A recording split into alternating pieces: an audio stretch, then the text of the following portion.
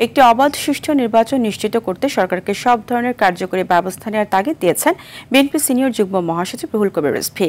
নির্বাচনে যেন সাধারণ মানুষ নির্বিঘ্নে ভোটাধিকার প্রয়োগ করতে পারে সে ব্যবস্থা করারও আহ্বান জানান তিনি।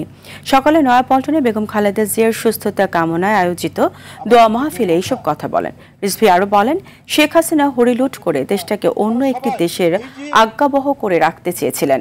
অধ্যাপক ডক্টর মোহাম্মদ ইউনূসের মতো একজন গুণী অর্থনীতিবিদ দেশ পরিচালনা করার পরেও দরিদ্রতা বাড়ায় আক্ষেপ প্রকাশ করেন তিনি। সবাই এই যে আমাদের যে বেড়ে ওঠা অত্যন্ত কৃত্রিম ভাবে আর্টিফিশিয়ালি সরকার তাকে অসুস্থ করেছে, যে এটা তার স্বাভাবিক অসুস্থতা নয়।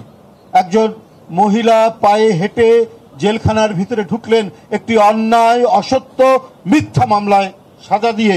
স্বৈরাচারী, আক্রমণাত্মক, হিংসা পরায়ণ এবং একগুঁয়ে একজন শাসকের হাতে সেই রাষ্ট্র যে কোনো মানুষকে যে কোনো ভাবেই তাকে পর্যুদস্ত করতে পারে।